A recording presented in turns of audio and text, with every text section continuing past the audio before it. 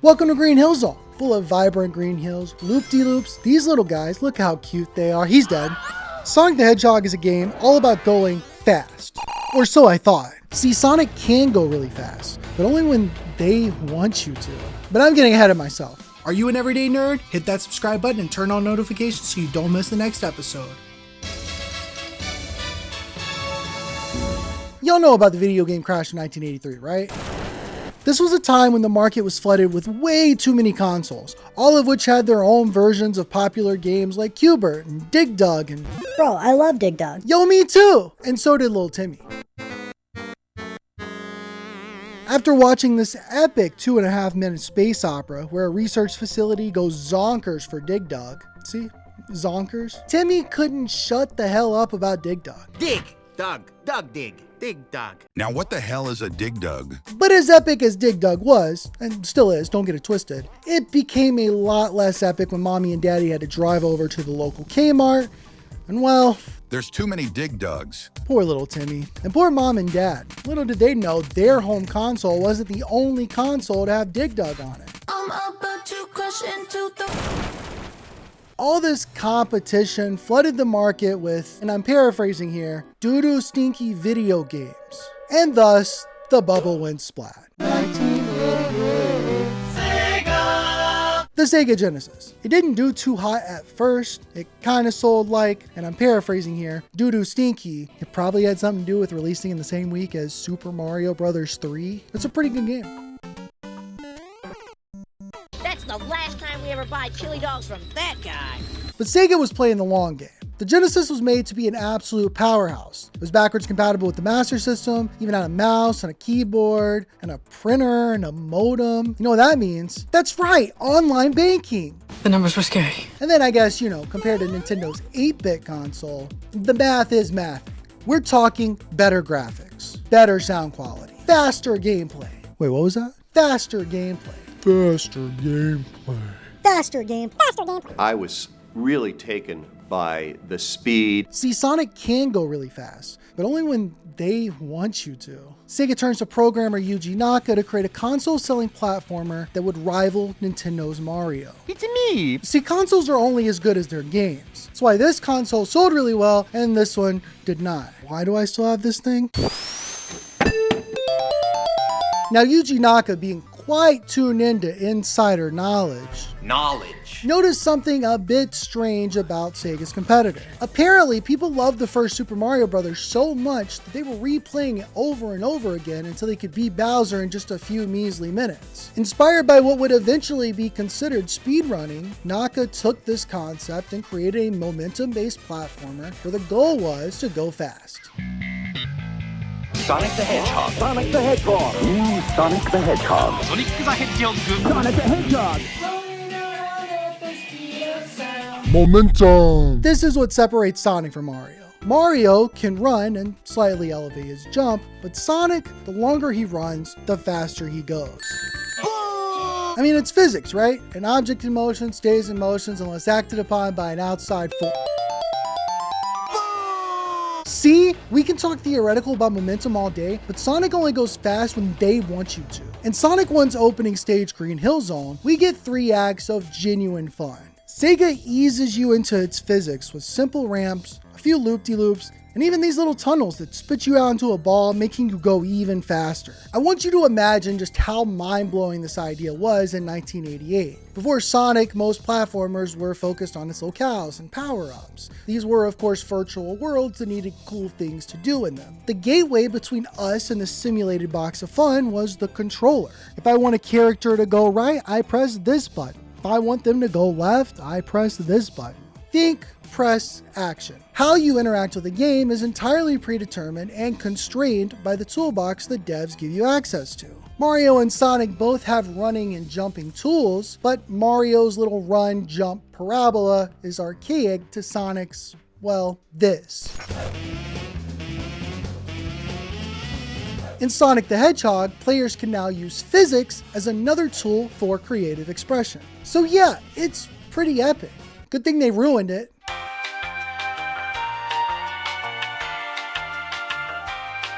Remember all those spacious hills? Gone. Get ready for 3 acts of cramped spaces and nonsense in a level called Marble Zone. And get this, there are no marbles in Marble Zone. Oh, but at least we get a rather humbling life lesson. Wait, what? What do I do? Oh, man. I guess I'll just die then. And don't even get me started on the waiting. Actually, you know what? Do get me started. Hey, Jamie, pull up the clip. Welcome to my waiting time in Sonic 1's opening graph. As you can see, we got Green Hill Zone down here. Not a whole lot of waiting. Then we got Marble Zone. As you can see, a lot of waiting. In fact, some would say too damn much. But what's really cool about this graph is if you change it, it's also the difficulty scale. Green Hill, pretty fun, pretty cool. Marble Zone, again, too damn much. As it turns out though, this graph is also a supply and demand graph, which shows you that eggs are too damn expensive. Ooh, let me see. The revolution will not be televised. Yeah, so it's no surprise that many gamers, including myself, gave up right about here. They lied. I wanted to go fast, and now I'm losing my marbles. Oh, thankfully, due to modern technology and capitalism, Sega released the Sonic Origins collection for $40. Okay, so I don't have the willpower to get into all the problems Sonic Origins has, but as a supporter of video game preservation and consumer-friendly practices, I put this video into a playlist along with a bunch of other really cool Sonic videos that are great companion pieces to this episode of Your Everyday Nerd. Oh well, the great thing about Sonic Origins is Anniversary Mode. See, Sonic used to look like this. Now, it looks like this. It also has infinite lives. No more game overs. Or time overs. Apparently in classic Sonic, if you took longer than 9 minutes to beat a stage, you just died. What a great mechanic! The point is, with unlimited lives, trial and error becomes a lot more achievable. So beating Marble Zone isn't the end of the world. But Labyrinth Zone is. Welcome to Labyrinth Zone. Try not to stay too long. This stage has water and you will drown. Well, let's not do that. Go get you some air bubbles. Sure, they're more inconsistent than my upload schedule, but wait, this is kind of a bob. Anyway, it's no wonder everybody hates Labyrinth Zone. These enemies suck, the water slows you down to 2 miles per hour, and oh yeah, there's an escape sequence? Eggman ascends as water begins to rise. Impelling spikes oscillate side to side. Don't get hit, you only have a shit. Bro, I said don't get hit. There are no more rings. The water consumes you. Statues of old begin to shoot you. Elusive air bubbles are nowhere to be found. Hurry, get out before it's too late. Beating Labyrinth Zone taught me a few things. For starters, Sonic is definitely not a game about going fast. Obstacles are way too difficult to predict. Half the levels dramatically slow you down through weird water physics or slow platforms. I want to go fast, okay? I want to enjoy the exhilarating thrills of being Sonic the Hedgehog. Who's calling me? Yes, sir? Bro, Sonic is about going fast. You just suck ass. I shouldn't have to be good at a game in order to enjoy its core mechanic. Why not? You know, Sonic was inspired by speedrunning after all. Jay Spin. These are games you're supposed to replay over and over again. Why are you guys calling me anyways? Look, it's clear Sonic just isn't Bro, for you. Beat it on classic mode. Oh, we ain't friends no more. Wait, what? That's the line in the sand. If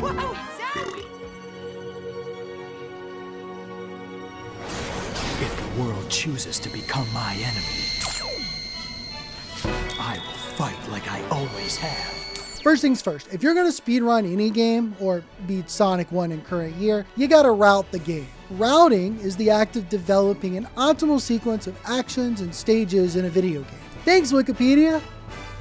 So in preparation for beating Sonic on Classic mode, I decided to go back to Anniversary mode and play as Tails, Knuckles, and Amy. Now Sonic's friends come later in the franchise, but in Origins, they're useful for flying around, climbing walls, exploring the levels, finding all the power-ups, and ultimately learning the best routes. It's a great start, but I actually found an easier way to route the game. And turns out, it's a mechanic. I'm sorry. Multiple paths. A good Sonic stage usually has multiple paths. each path acts as sort of a skill check. In Green Hill Zone, if you're willing to be a little bit risky, you can take the top path and you'll usually get through in record time. Make a couple of mistakes, but maintain enough momentum to take the middle path, and you'll still beat the stage relatively quickly without facing too much danger. But make a ton of mistakes and you'll find yourself on the bottom path.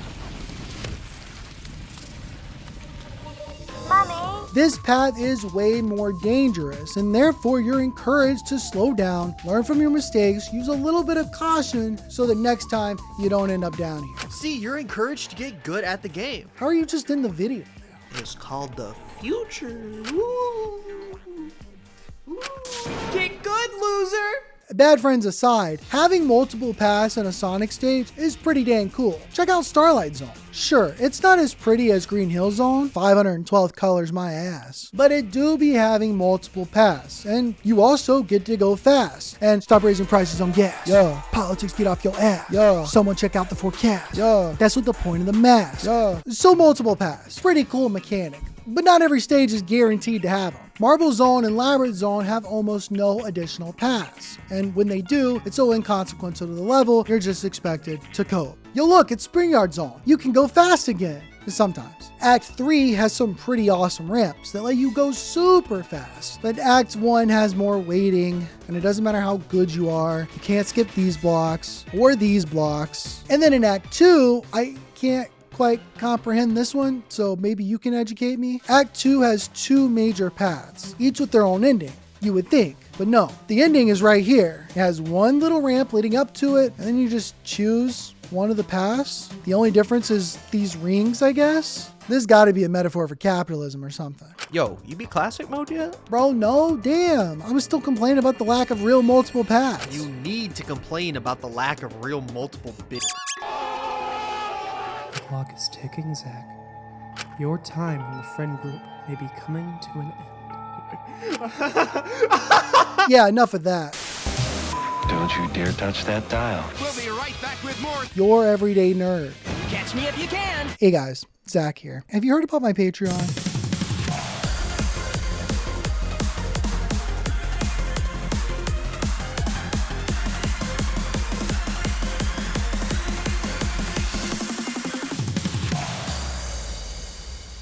Station activate. Right now, you're watching Your Everyday Nerd.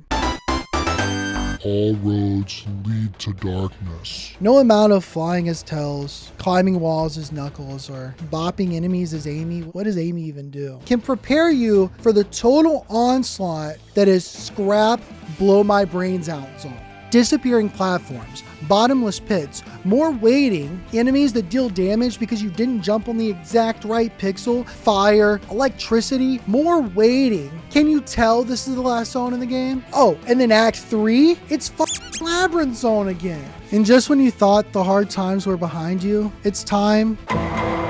See, most of the bosses in Sonic 1 are pretty lame.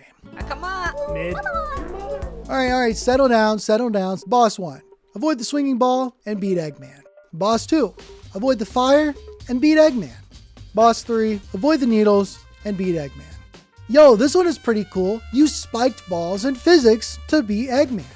But the final boss has a little quirk. Look, I'm not gonna say that this is a difficult fight. Honestly, it's the easiest final boss in all of these 2D Sonic games. But you have no rings. What? No rings? You have no rings. Avoid the pillars and beat Eggman. The secret is in the orbs. Math? Do I look like a mathematician to you? Okay, I'm not that stupid. I can learn some basic patterns, but I gotta remind you of something very, very important. You have no rings. Now this is fine in anniversary mode. I can just restart the boss fight, try again, no biggie. But in classic mode, imagine making it all the way through Sonic 1.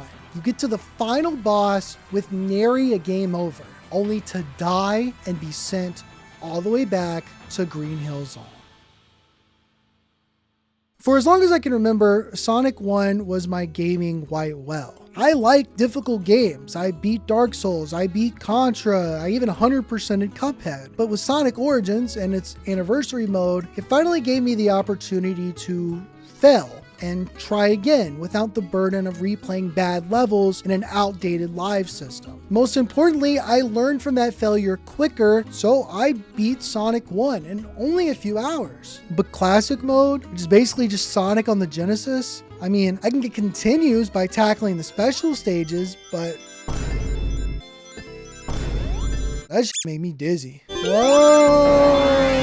I guess I just don't understand what it is about gamer culture, where if you haven't beaten the original game on original hardware, then that means you haven't really beaten the game. I mean, I didn't watch Citizen Kane in 1941 at the RKO Palace Theater in New York, so does that mean I didn't really watch Citizen Kane? And it's especially tough with games like Sonic 1. Sure, Green Hill Zone is beautiful. It's a masterclass in level design and art direction. The music in Sonic 1, and I mean this in the most pretentious way possible, slaps. Sonic's character design is endearing. The presentation of these classic 2D games is still so incredibly impressive after all these years, but man, playing this game all the way through, it just isn't that fun.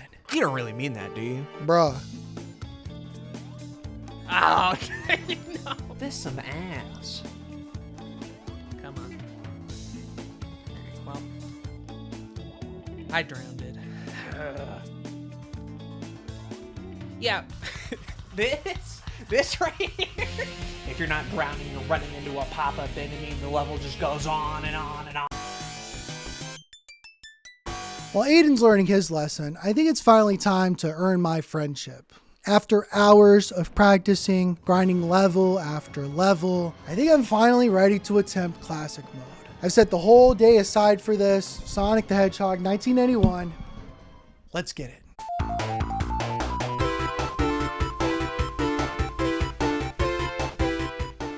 You know what?